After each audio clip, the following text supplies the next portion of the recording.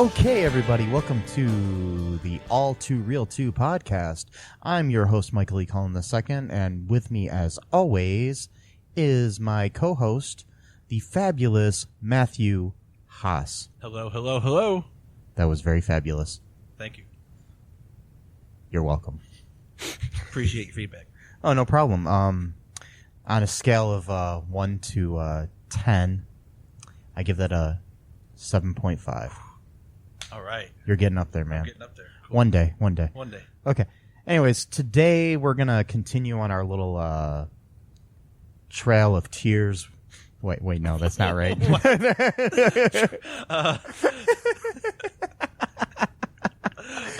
Okay, we're going to travel. We're traveling down the road of sad direct-to-video sequels. That's what I was trying to go for with the Trail of Tears. Which is nothing like the Trail of Tears. Not the real Trail of Tears.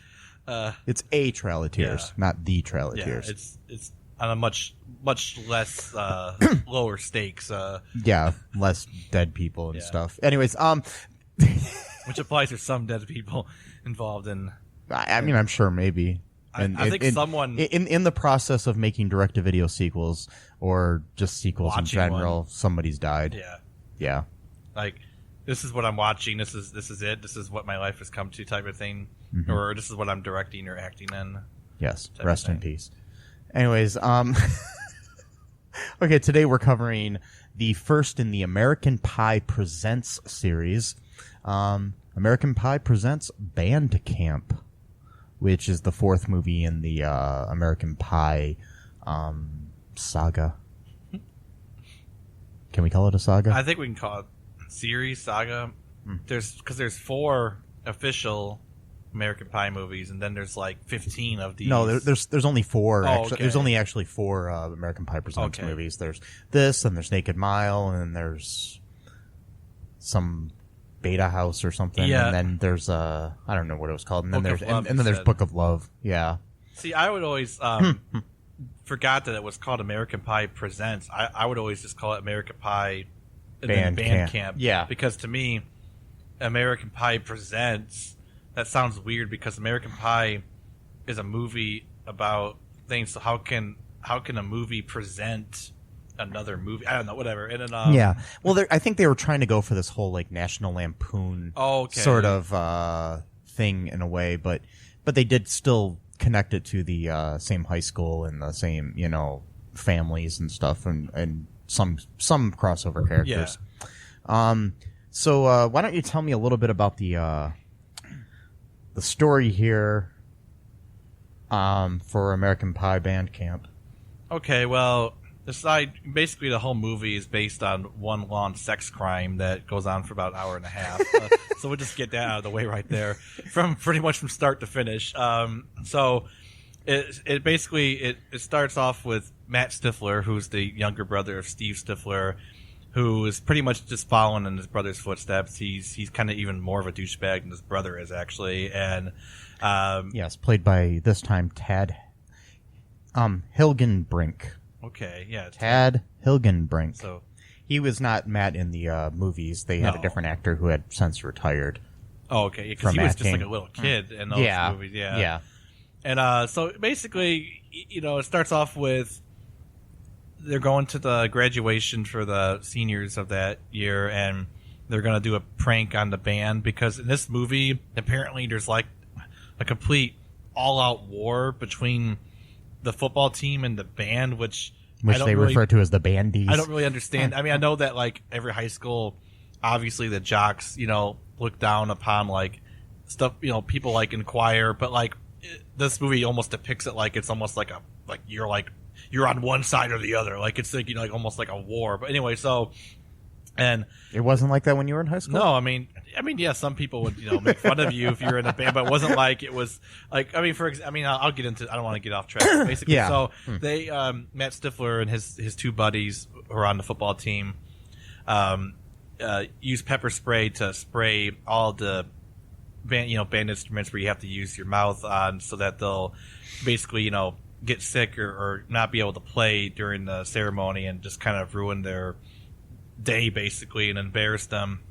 And Matt Stifler ends up stealing what he thinks is a dildo, basically, and he puts it in his pants, but it kind of like, I guess, touched up against the pepper spray bottle, so that started leaking in his pants. So then he starts, feeling all terrible, basically, because of that. Then he's trying to wash. You mean it's not comfortable when you get pepper spray on your? I don't think so. On your I wouldn't know. Genitals. I wouldn't know, but okay. I would think not. Note to self. Okay. Anyways, yeah. So he's washing himself, and then one of the guys from the band ends up falling over and accidentally pulling the curtain down, and everyone can see him basically, going to town on this water fountain. And then, so this begins what I think is like the simultaneous underacting and overacting of the actors in this movie, where the band leader goes Stifler in the most stereotypical dumb. Yes. I mean, no offense to the actress, I'm sure she's great, but just from that line alone, I'm just like, I don't like that at all. Anyway, so he then gets sent to the guidance counselor, who's played by the Shermanator, and he claims that he's the actor Chris Owen from the previous, American Pie movies. And also he was in like what movie? He was in like some movies in the 90s too. Like, he's Chris Owen's been in a lot of things. He was in Black Sheep, I know that, and then he was in some movie in the 90s where he played like one of the main characters. Anyway, so he's been in several movies like October Sky, Van Wilder. Yeah. Pretty sure. Yeah, back in the day he was in what was the name of that? Angus. That's right, Angus. He was like the best bud. Yeah, that's right. Okay. Yeah. I've seen that movie like 100 times. I should have remembered that, but yeah, I used to have that movie on VHS, and then I lent it to somebody, and they never returned it. Anyways, every time I think of that movie, that's what story. I think. Yes. Yeah, I remember because you told that story to me like yes. over the years. I'm like, wait a minute, that story sounds familiar. I have yet to replace it, but I think I have the DVD somewhere. You can borrow that. I think I've got. I don't know. And it's okay. Anyway, it's not that great. We live in the world of digital movies, so we're okay. I liked that as a kid, but I think I've gotten over the Angus fad if there ever was one. Mm-hmm. But anyway, so the Angus McFadden. The Angus, yeah. Get it? Oh, I'm. It was a fad. Yeah. Okay. Anyways, let's go back to the story of American Pie Band Camp. Okay, so the Shermanator apparently is a time traveler. That's what he says. I'm not sure how that. You're not really sure if this is a delusion or like they're trying to imply that this is real. Yeah, I mean, introducing time travel into an American Pie movie seems very overzealous, in my opinion. But yeah, I mean, introducing time travel into any direct-to-video sequel is a little... Yeah. Wait. Time Cop 2, Or, Sandlot 3. Yeah, but anyways... Exactly. Especially in movies that really aren't sci-fi movies. Like, let's just put time travel into a baseball Time Cop movie. 2 is okay because the movie is about time travel. Yeah, exactly. Yeah. And I actually think Time Cop 2 was better than the first one, even though it was really? Yeah, I do. I haven't seen it in a long time. We have to watch it for this. It's all right. I think it's better. But anyway, so he's the guidance counselor, and so we're doing the math here. Okay, this movie was in 2005. Correct. American Pie 1 came out in 1999, so that would mean that this is 6 years after graduating high school, yes. Which means that he's 24 years old. And he's already the school guidance counselor. He must have really worked hard in college and, I mean, really just... I mean, I don't know what it takes to become a guidance counselor. Well, I don't know either, but usually they're in their 30s or something and not like in their early 20s doing it. I mean... Usually you have to have guided your life somewhere in the first place to become a guidance counselor. But, I mean, I don't know. So anyway, so he's the Shermanator or whatever his name is. He's a time traveler, according to himself. And then as his punishment, or rather redemption chance, is to send him to band camp so he can learn from his mistake of, basically bullying the bandeez. Yeah, he just wants him to kind of just become friends with them and stuff. Yeah. In a way, I mean, maybe he'll see how they are, and then he'll realize that he doesn't want to pick on them anymore. Become less like his brother, basically. Yeah. Because Steve Stifler is like just annoying. I do have to say this though. I think Matt, the character that he played, he really did take on a lot of the attributes of Steve Stifler. Like, even the way he talked. It was almost like too much. It was almost I mean, I remember when the movie first came out, and a lot of the criticism and the different reviews of the movie were basically that he was sort of a carbon copy of Sean William Scott. Yeah, a little bit. Which I agree. I mean, he kind of did do the whole, laughing, like the little Stifler chuckle, whatever, and the snarl, and stuff like that, and the whole like raising the one lip sort of thing, and annoying, irritating crap, yeah, stuff I really want to see, but not really. Yeah, I mean, but he actually, I mean, the thing is, the difference between him and, I mean, I think maybe Sean William Scott's a great actor. I think he's awesome, and I think he plays Stifler really well. The thing is, Stifler's good in small doses, and even this Stifler, but he did, I think, about halfway through the movie start to bring some more depth to the character than you saw in previous movies, just because there wasn't enough time to give him depth. I mean, American Wedding and American Reunion, you get a little bit more depth into Steve Stifler. But yeah, I know it's just an interesting choice that they went here with. Yeah. But yeah, so then what happened in the movie?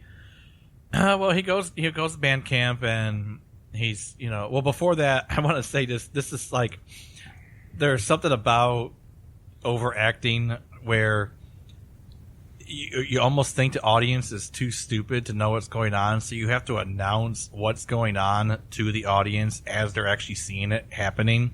Like, for example, when apparently the Stiflers are independently wealthy, because I'm not sure if his mom has a job or not, but apparently they've just got thousands of dollars just laying around to buy stuff at any time that you want to buy it. I mean, he bought all the spy cam equipment. He went to this website called Spy Chest, and it's Spy Chest because as the site loads up and there's a huge logo on his computer screen that says Spy Chest, he goes, "Oh right, Spy Chest." At the time of the movie's release, the website spychest.com was a real website at that time. Okay, wow. You could actually buy that stuff. So he actually went to a real website. It now redirects to some other website that doesn't have anything to do with that anymore. It redirects to a website,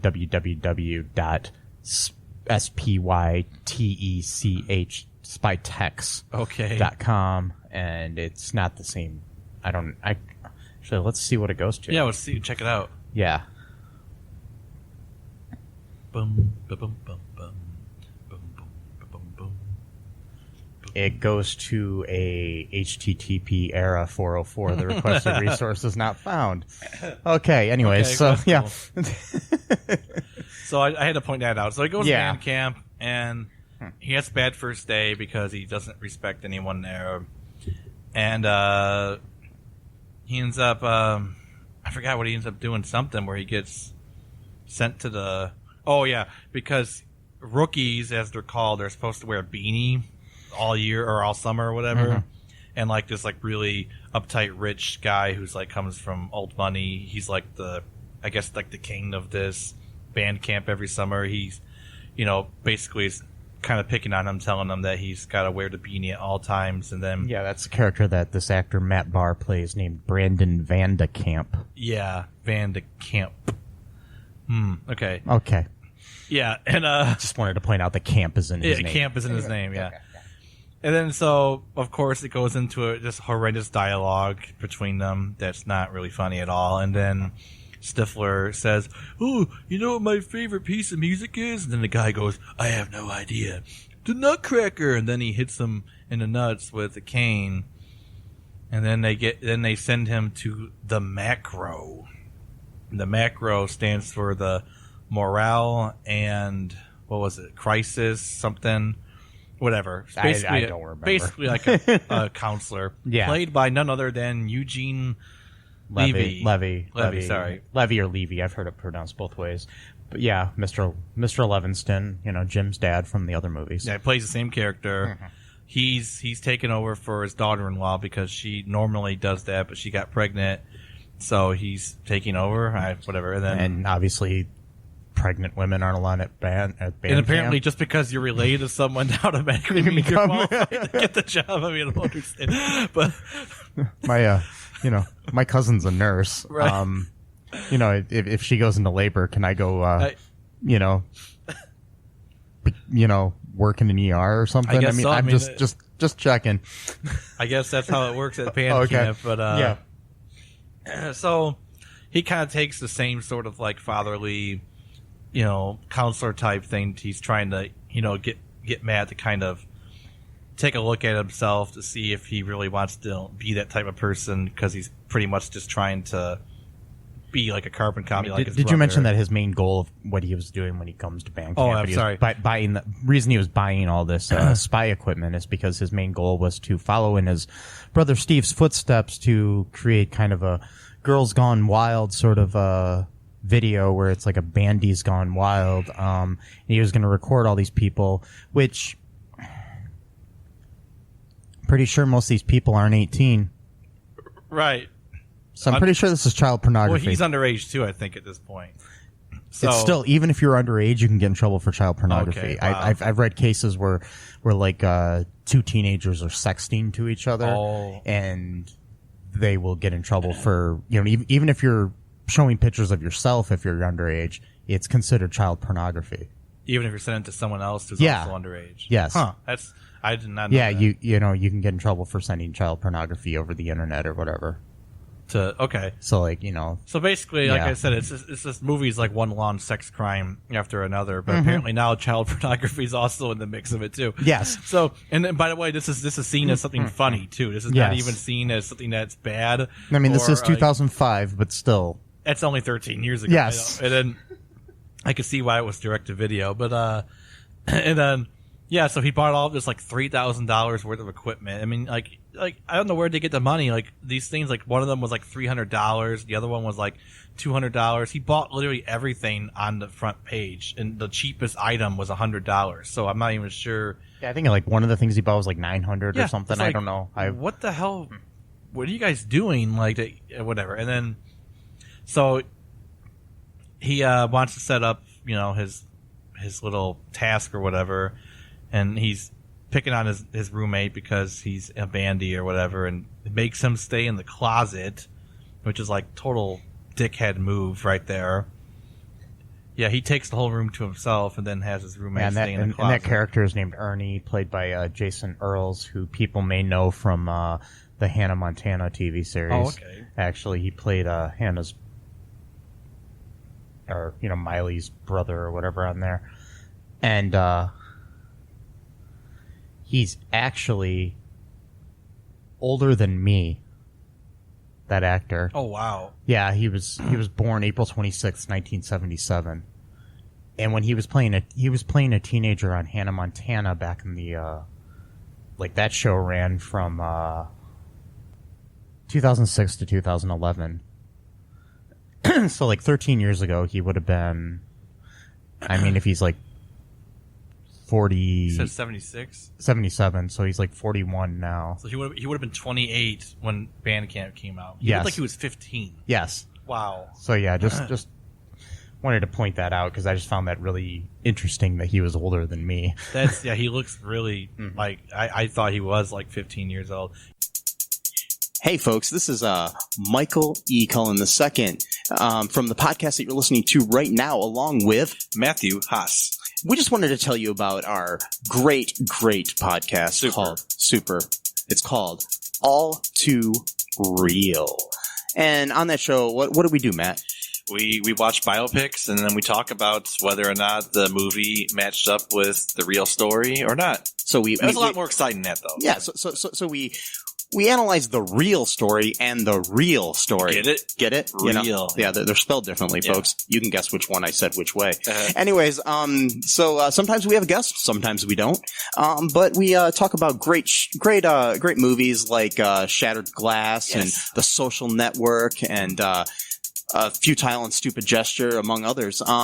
Those are some of the ones that we've covered so far, and we're going to cover a lot more. So please subscribe on Stitcher, Apple Podcasts, Google Podcasts, wherever you find your great, fun podcasts.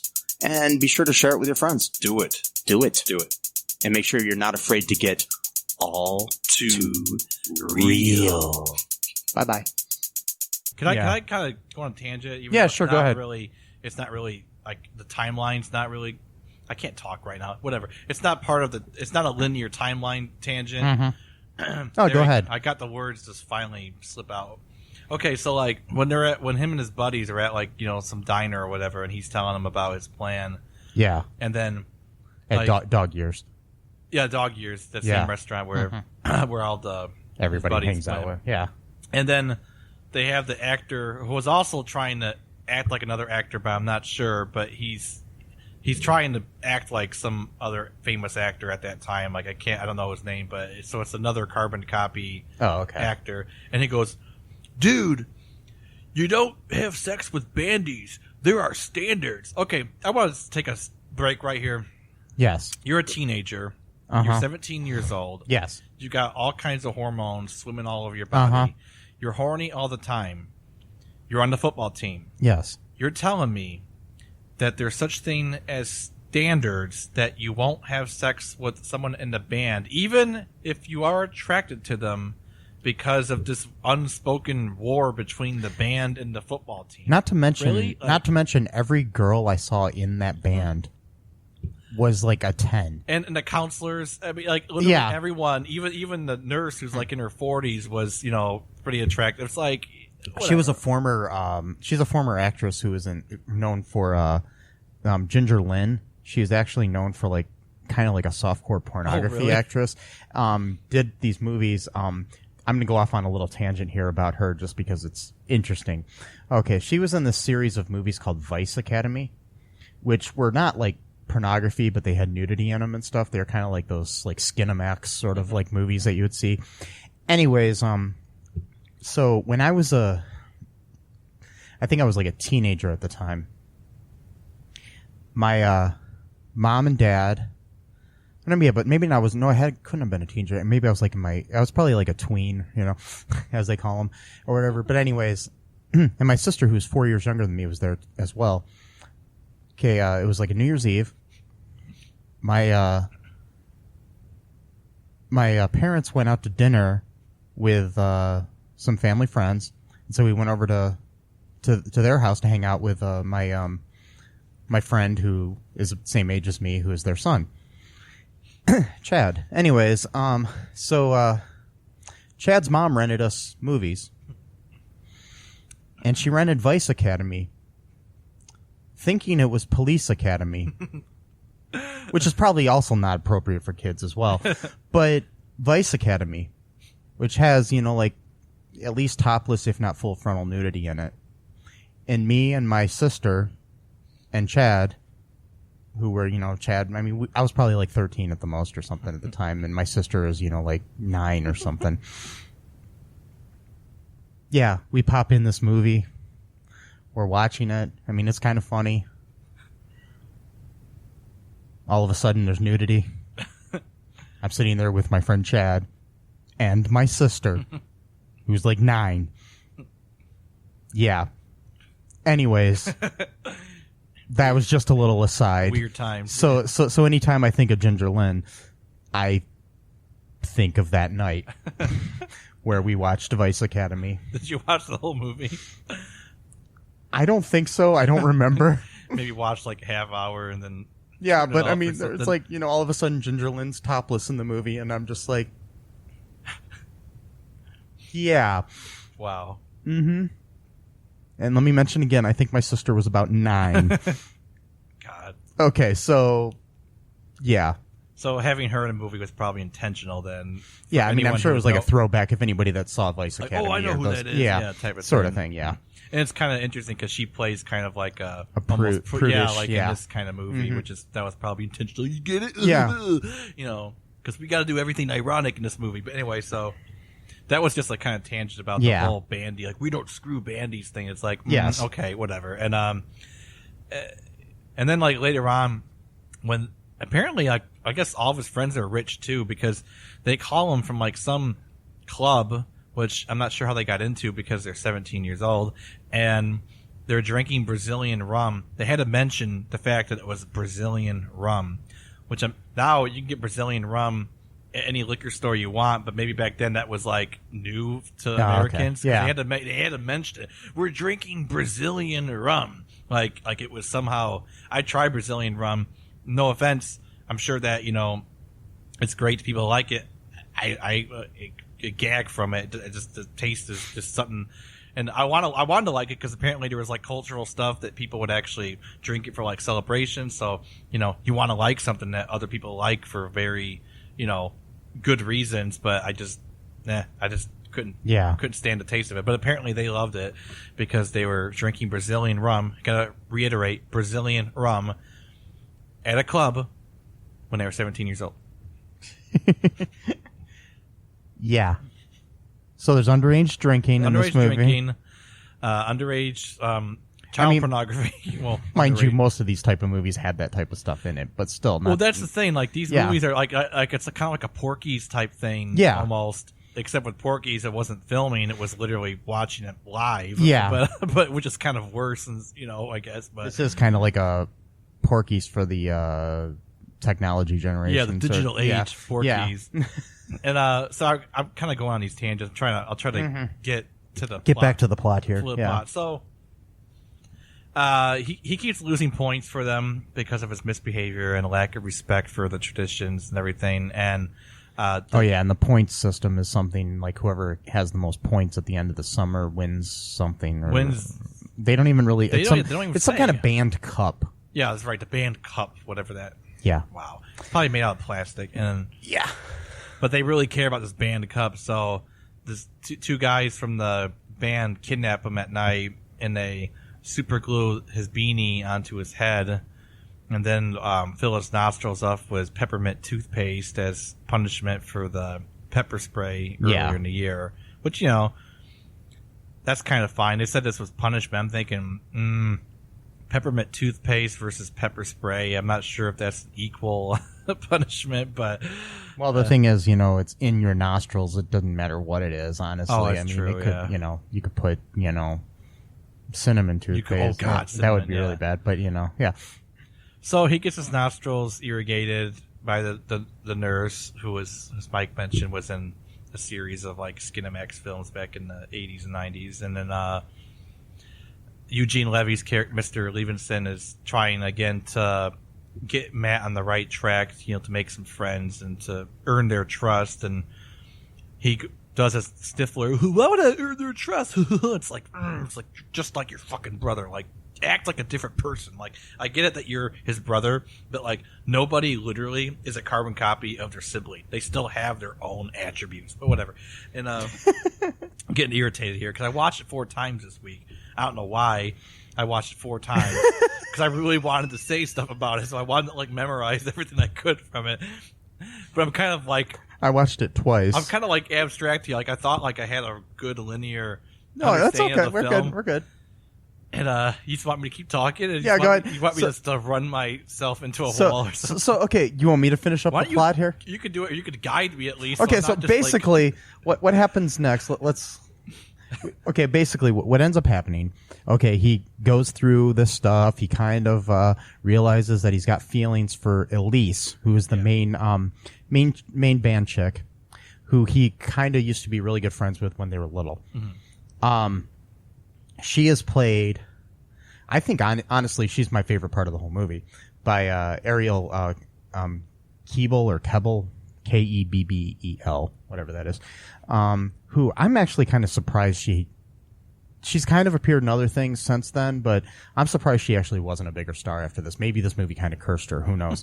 But yeah, I mean, she's been in things like the Grudge 2, The Uninvited, John Tucker Must Die, Think Like a Man. She was on the TV series Midnight Texas. I mean, Vampire Diaries for a while too. I mean, but I just kind of thought she was going to be a bigger star because she was actually. I mean, I kind of had a crush on her when I first saw the movie back in 2005. She had that cool early 2000s look. Yeah, I mean, she kind of had that Mandy Moore sort of look. Mm-hmm. That Mandy Moore or Jessica Alba sort of kind of like. She kind of looked like a combo of those two. Anyways, he kind of starts. Actually starting to have feelings for her. You can tell that. And I think like the second half of the movie, I want to say that, I mean, basically I think the chemistry between, her and, Ted, Hilgenbrink, is actually decent, and I actually enjoyed the film, which is really surprising. I remember when I first saw it back in 2005 when it came out on video. I was working at a Blockbuster Video, and I remember renting it and thinking, God, this sucked. But now I actually liked it better now for some reason. But it's like I'm still unsure as to why I liked it. Is it good? No. Is it as good as the theatrical films? Not really. But around halfway through the film, it actually begins to find its own voice and heart, I think. It's kind of its own thing after a while. It's not necessarily just a carbon copy of the movies like I thought it would probably end up being. But basically what ends up happening is, of course he gets caught videotaping the kids because they are kids. Yeah, they're kids. He gets caught doing videotaping the kids take showers. Child pornography, which he was hoping to release on video through his brother's Girls Gone Wild type company. He was going to release this for profit. Yeah. I'm still trying to figure this out. Who was going to pay for this? And not think they were going to get arrested by the government. So continue. He got caught taping the kids. And then what happens? Nobody reports him to the police or authorities whatsoever. They just want to throw his laptop in the river. They just get mad at him. Yeah. And basically, they're not his friend anymore. That's his punishment for videotaping kids take showers. And that's what happens when you become a child photographer. You just lose your friends. We're not going to be your friend anymore.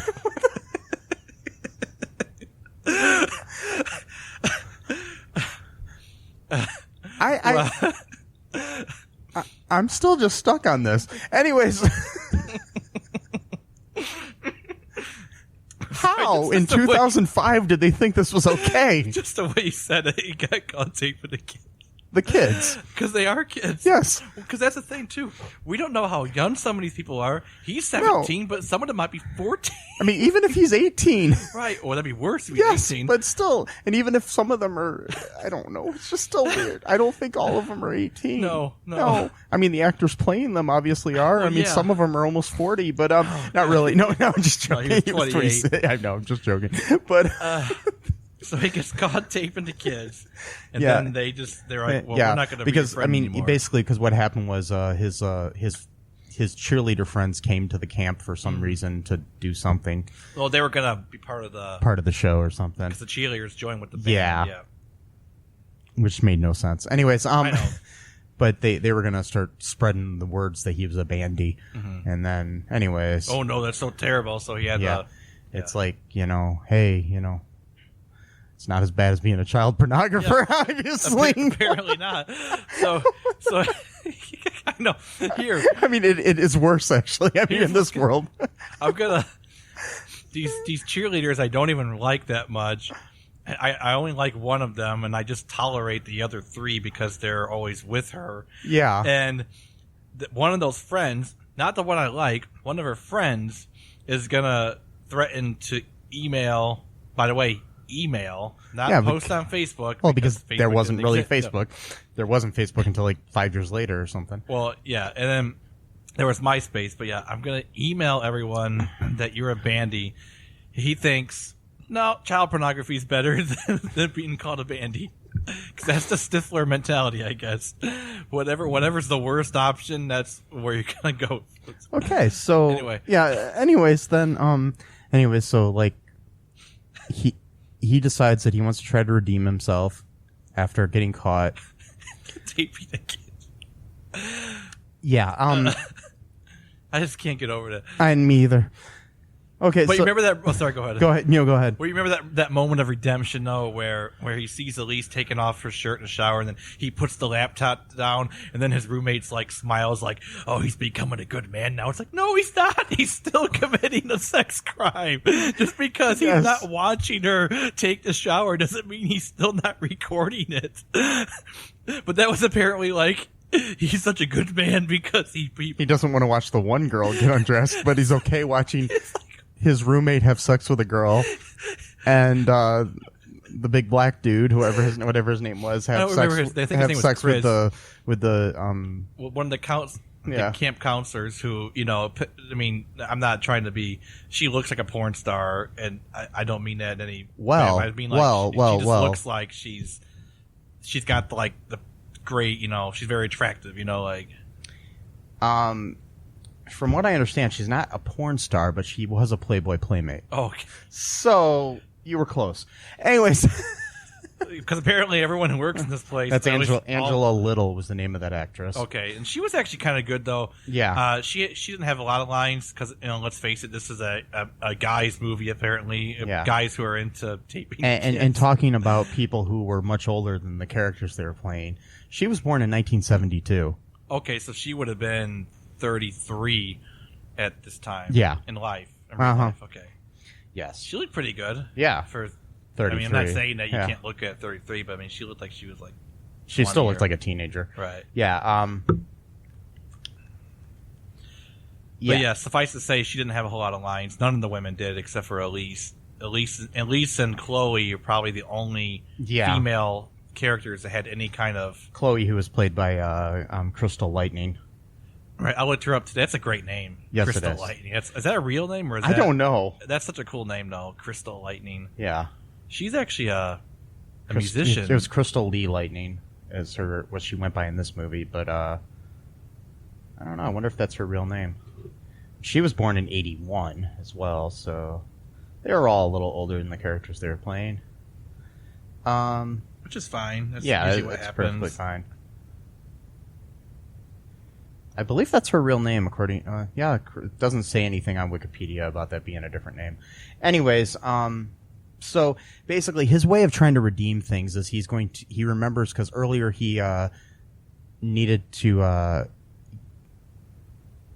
get things out of his system when he went to the nurse, and they used Ipecac, which makes you throw up. Oh yeah.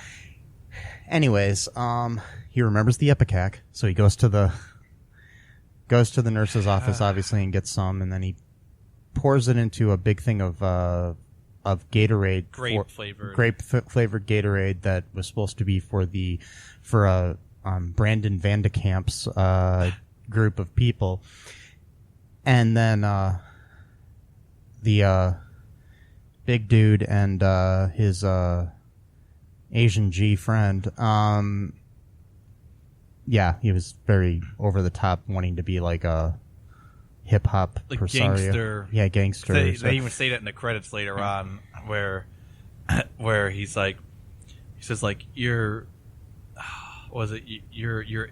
Asian. Your dad owns a Chinese restaurant, and you grew up in the suburbs. You're not a gangster. Yeah. And then he's like, oh, that's okay.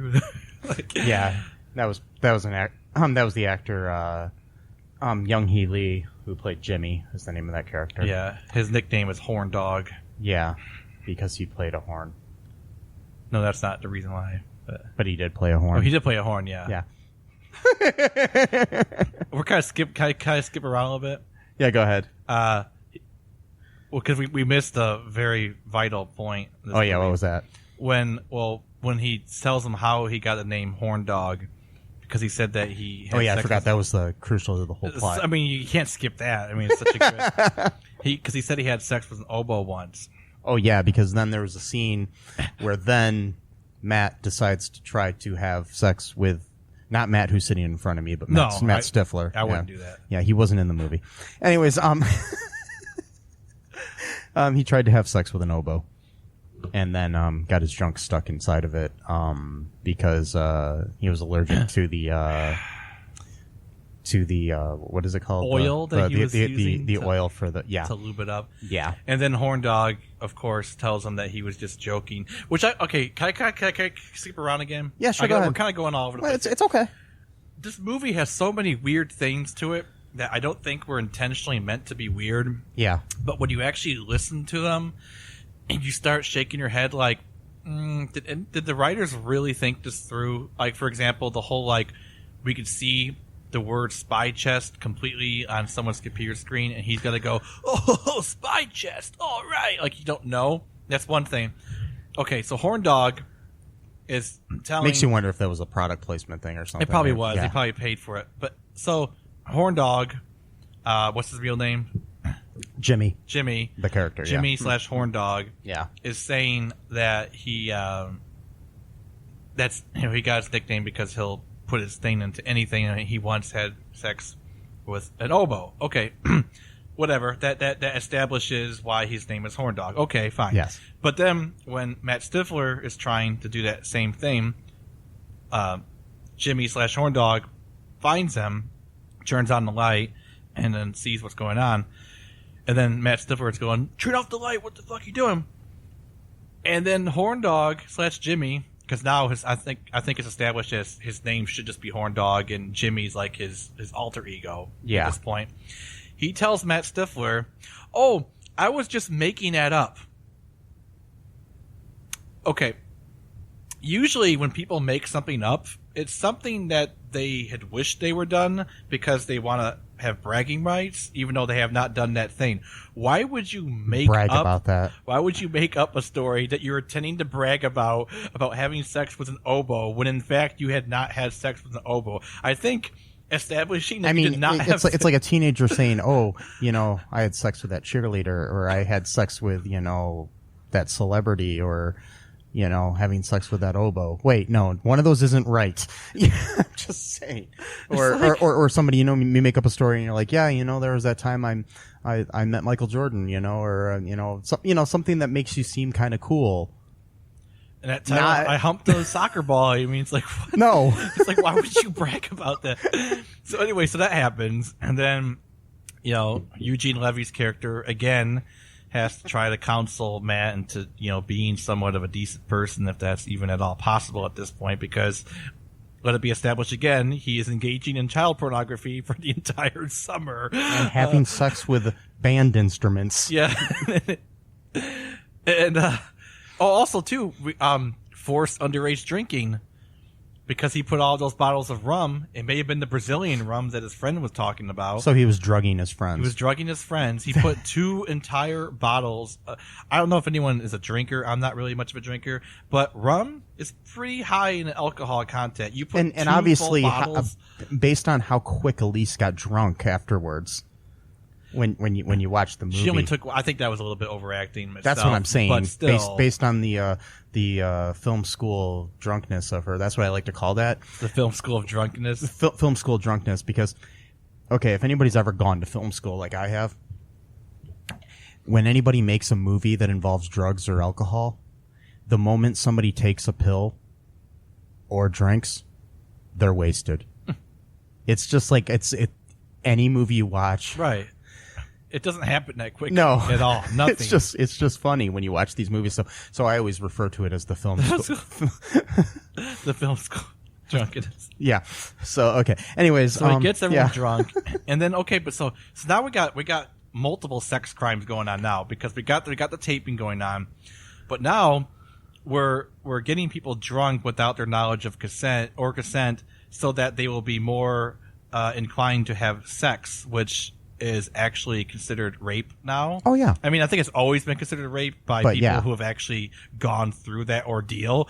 But nowadays, it's actually considered rape pretty much by anyone with, like, a conscience. Like, yes. I think even legally speaking, too. Like, if you get someone drunk to the point where, like, they're slurring their words and you have sex with them, you can actually be tried for. You can get tried because they don't have the mental capacity to like actually know to consent. Yeah.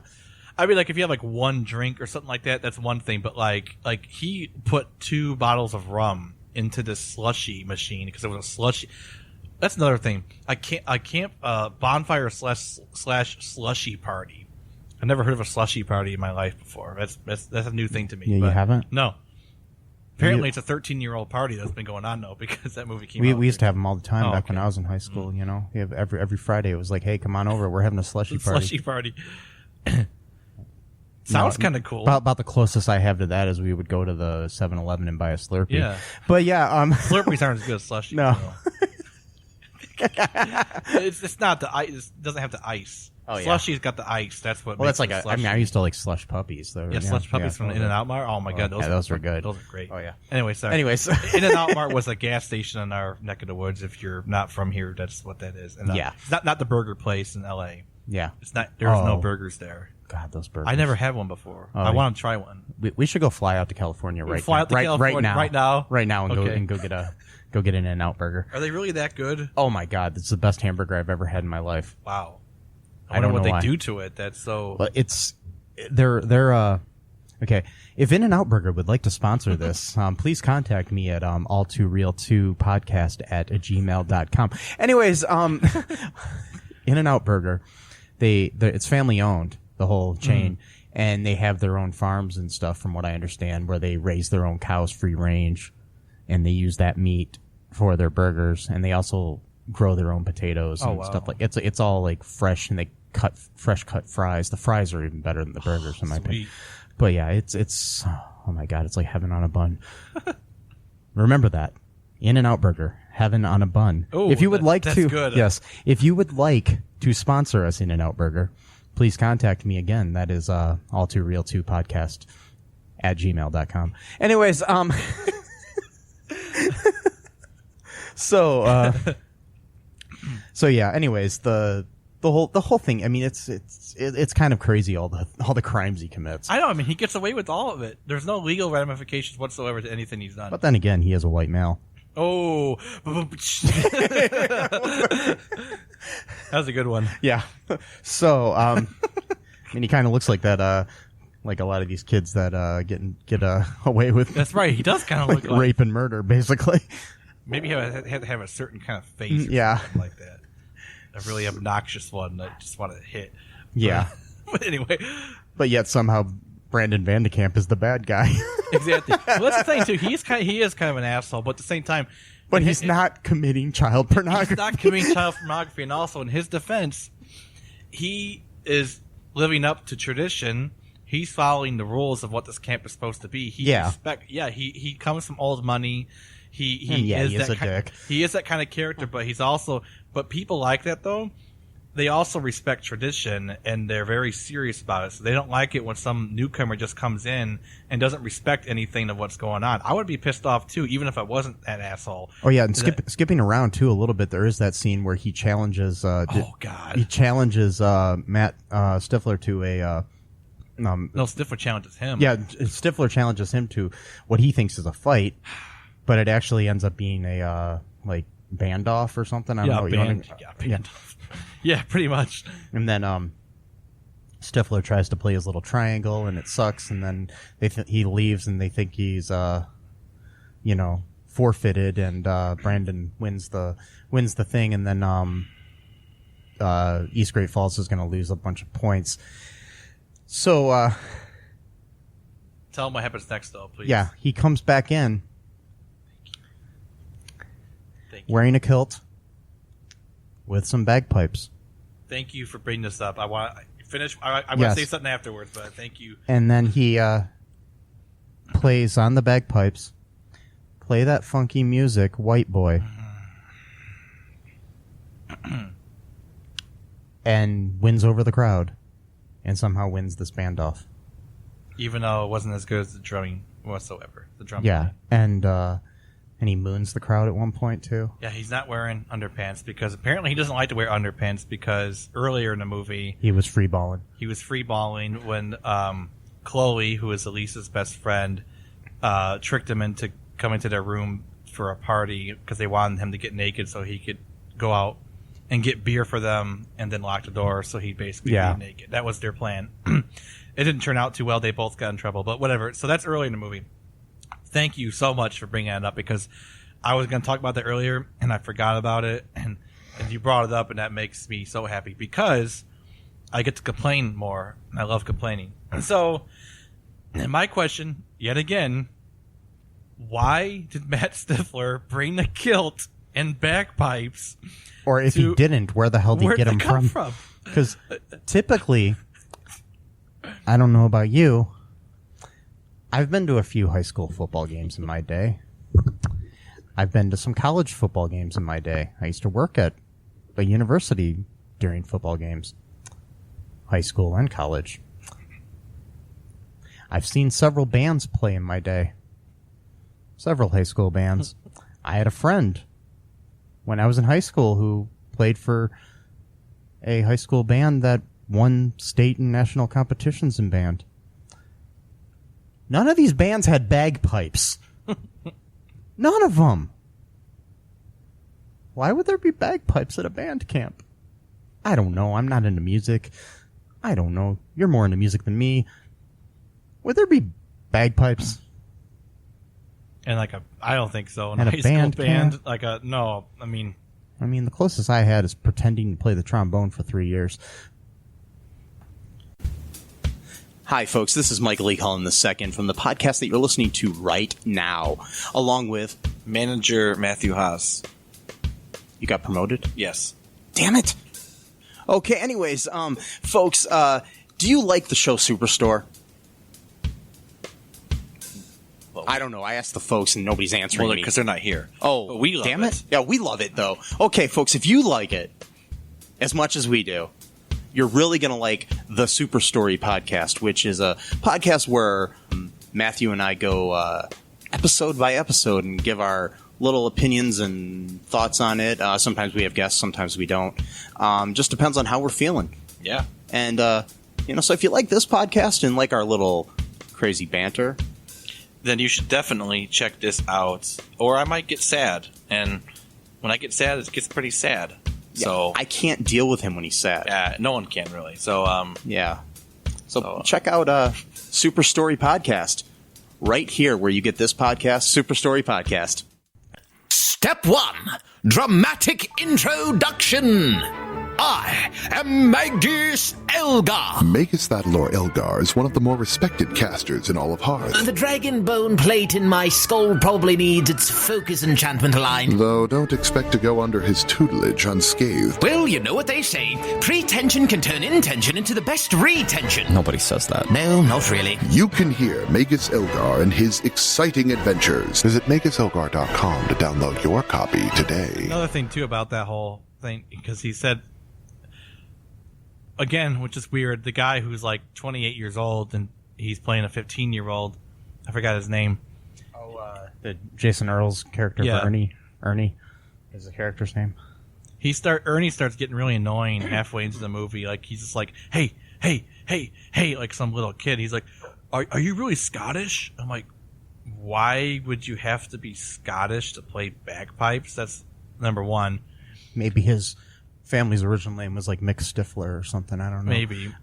Number two, bagpipes are notorious for being one of the hardest instruments to play. And then he says that his mom made him learn an instrument, so he picked what he thought was the most annoying instrument. Fair enough. It's also one of the most hardest instruments to play. So you're telling me that Matt Stifler, who apparently is just a complete all-around douchebag, somehow has a talent to play the bagpipes? Whatever. And then I don't think they think he's this stuff an through. onion. There's many layers to Matt I don't think it is. I think it's accidental onion. I don't think they intended any of this character depth. I want to come up with a movie now called Accidental Onion. Or a band. Something. Accidental. Yeah. I think it was an accidental onion. I don't think it was at all intentional. But whatever. I guess it worked in their favor. But so, sorry, we kind of jumped around. This is not a linear description of this movie whatsoever. It's okay. We kind of went from the beginning I'm assuming whoever's listening to this has seen the film. Hopefully. And so the way he ends up, tries to redeem himself by back to the whole Ipecac. Oh yeah, that's right. Situation. That's another thing.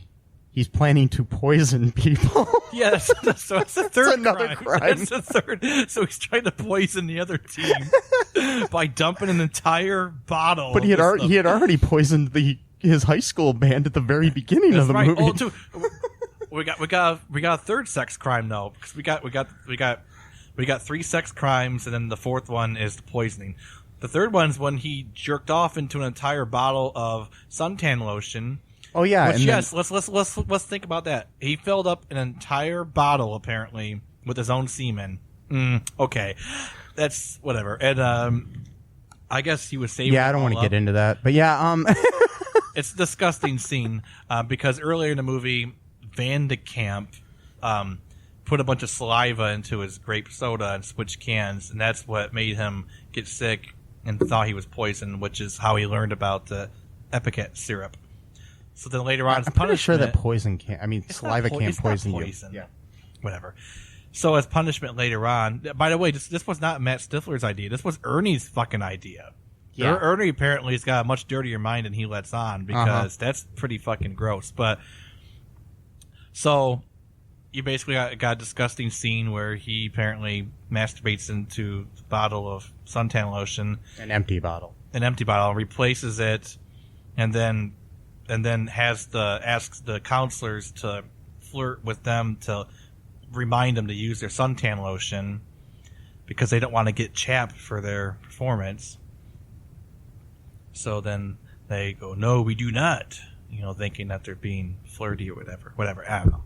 I'm not sure how these people react in real life, but but then Brandon and his buddies put semen all over their face. That was such a disgusting scene. That scene I could have done without. I mean, there's a few in this movie I could have done without, but that one's just. I mean, like in the first American Pie movie, it was seen as such a gross big deal when Stifler basically finished into a cup, but he wasn't trying to do anything. Somebody else did. Oh, that's right. And he drank it. Okay. And that was seen as like this gross thing, which it is.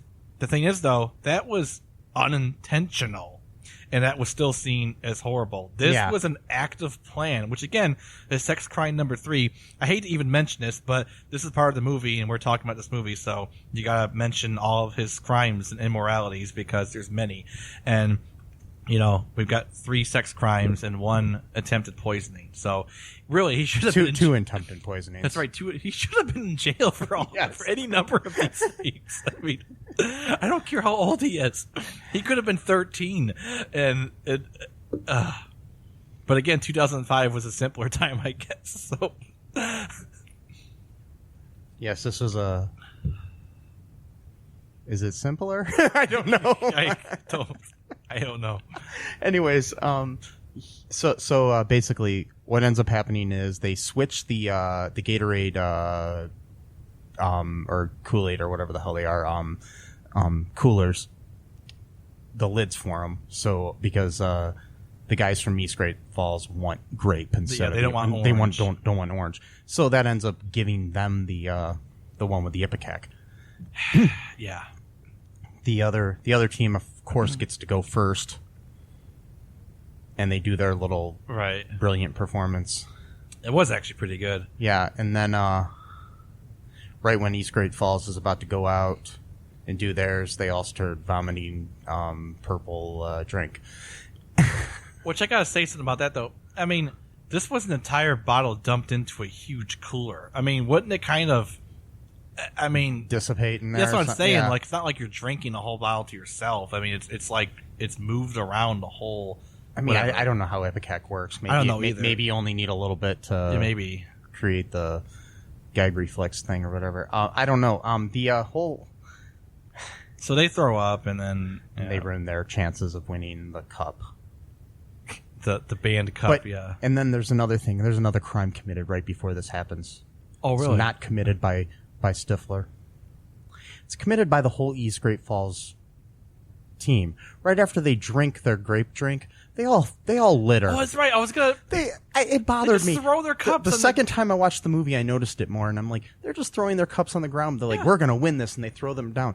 It's just like they're littering. It was, and that's the worst crime of all in this whole movie. It's the whole movie. Wait, no, it's not. Crime. So Stifler committed 5 crimes in this movie, and then the rest of, I think they should just shut down East Great Falls. I think so. I mean,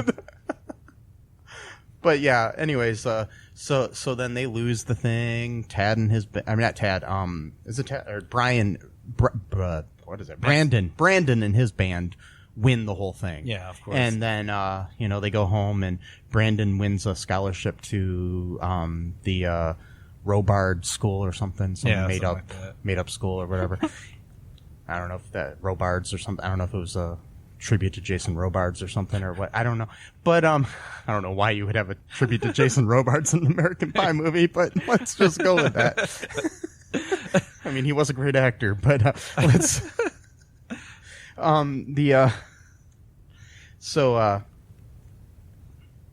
Anyways, Matt decides he wants to redeem himself. This time, he deletes all of the video when he's watching it, and he starts to realize, oh, I love these people that I've exploited. Yes. So I guess in a way he really didn't commit his child pornography in the end because he didn't distribute it. He deleted it. Hey, you could go back into if you know what you're doing, you can go back into those hard drives and find it. It's still there, man. Unless you destroy it completely.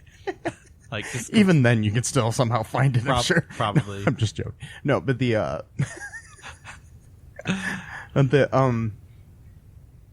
but anyways, he deletes that, and then he decides to help. He wants to try to help get Elise her little scholarship to the her scholarship to the Jason Robards school, and they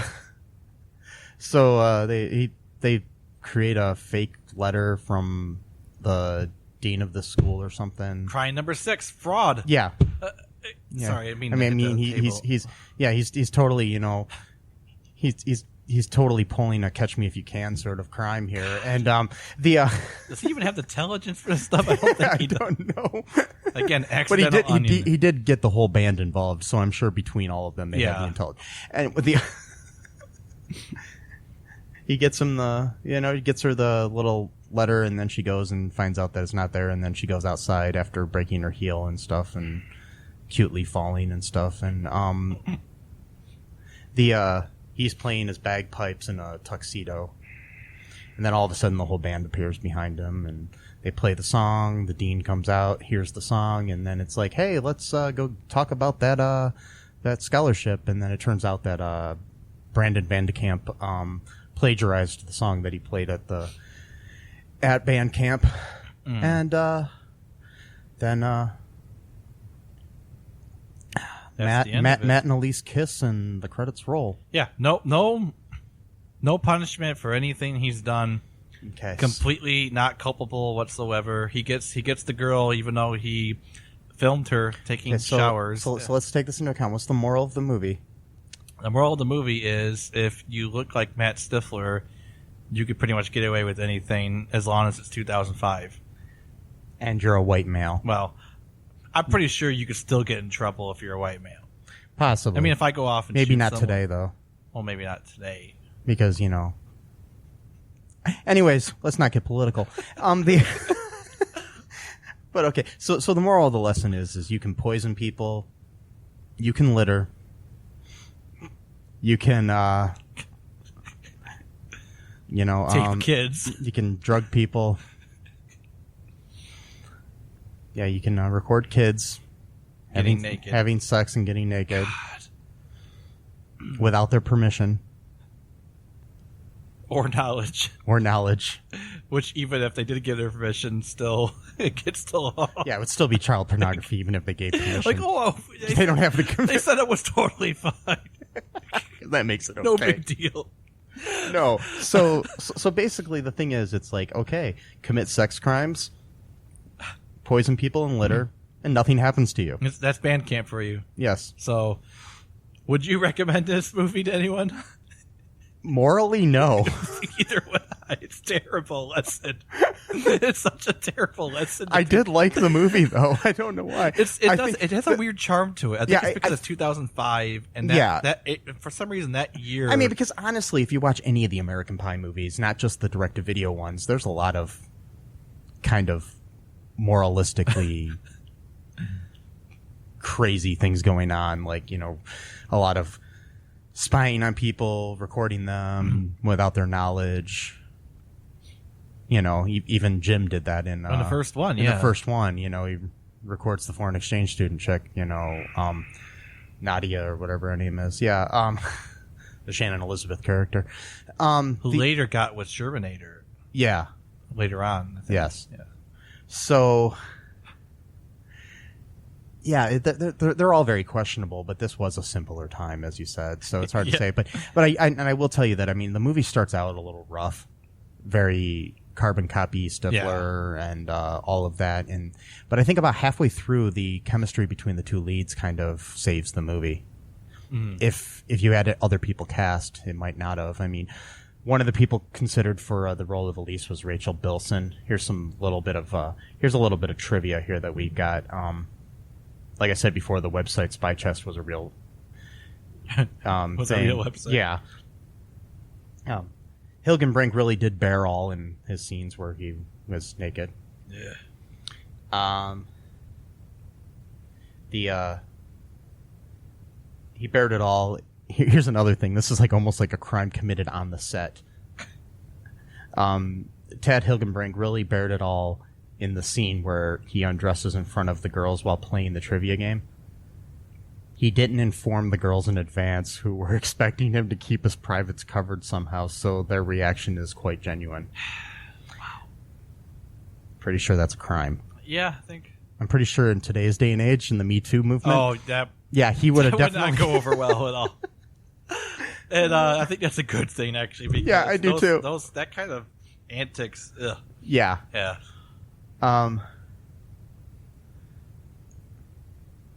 Wow. Yeah, the Eli Marenthal, who was the original little brother of Steve, had abandoned his acting career in 2004. Probably because of having to play Steve Stifler's younger brother. Yeah, and prior to this was the first time that Matt Stifler got a first name. In the previous movies, he was just referred to as Stifler's little bro. Oh, wow. Yeah.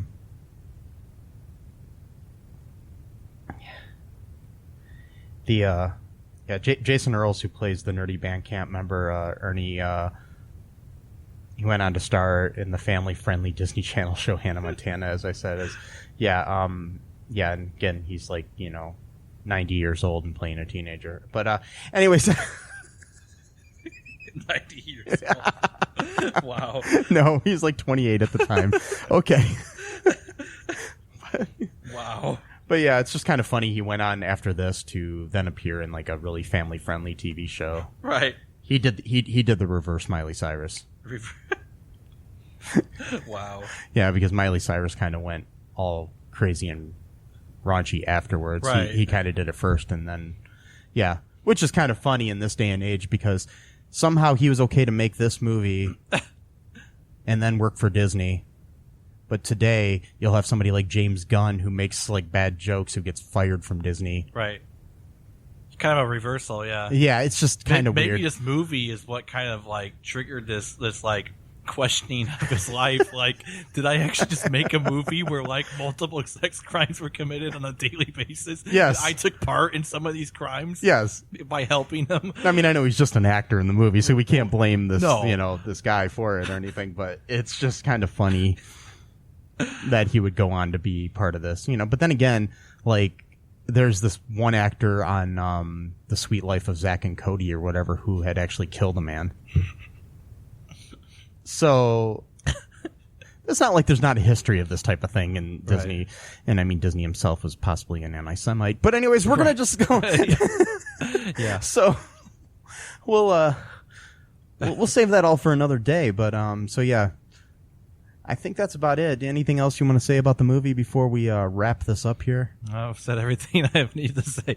Okay. So if you have a time machine and want to go back to 2005, obviously the morals were different back then. I'm not saying you should go back and commit sex crimes. I'm just saying if you look like Matt Stifler, you might be able to get away with it. And by no means do I suggest that. Okay, this has been the All2ReelToo podcast. Make sure you follow us on social media, give us money if you can, and all that good stuff. I'm done right now. Bye-bye. Take care. Thanks for listening to All2ReelToo podcast, a Cullen Park production. Produced and edited by Michael E. Cullen II. Music by Matthew Hawes. Subscribe and share the show. Visit us at cullenpark.com.